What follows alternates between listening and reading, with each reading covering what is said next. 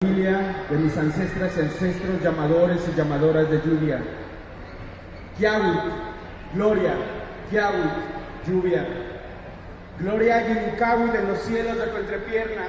quien se evapora alcanza a volverse gota en tu misterio y moteo. Y Nishiwatl,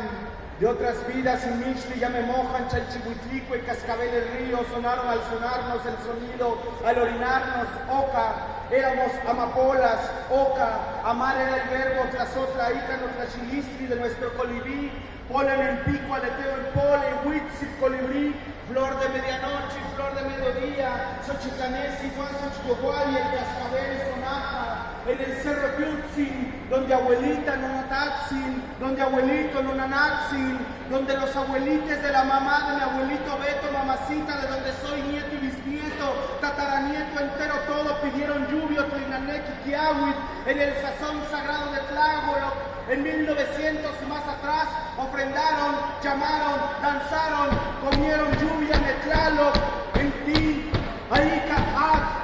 de agua hago el tiempo, Kamikawi,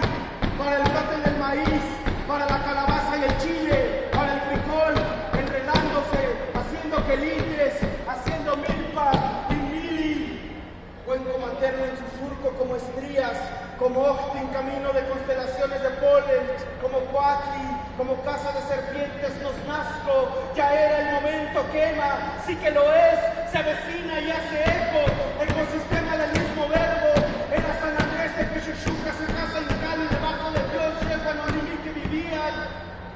y empezaba a peinarse sus cabellos grises eléctricos, la abuelita con su peine, y afilaba en una piedra el abuelito el machete cuando de repente comenzaba a anularse, cuando de repente comenzaba a volar, y ni Cuba, Cuau y Papaloban en este momento y cae, quizás se mueve y Cuba molinía, despierta y Cuba mostrada el agua, y casi tenían de Nahual en su altar una serpiente que mamacita veía que se escondía y salía a veces y no tenía que molestar porque le estaba cuidando. Aquí, en una sola palabra, llovía, Yahweh, Quillauyautlanica, Tiquillayautlan, Tehuotlan, lluvia, estoy bajo la lluvia, debajo de Dios, me mojo, palabra sagrada de agua, Teotlactón. ¡Carlos! La poesía, nada más. 5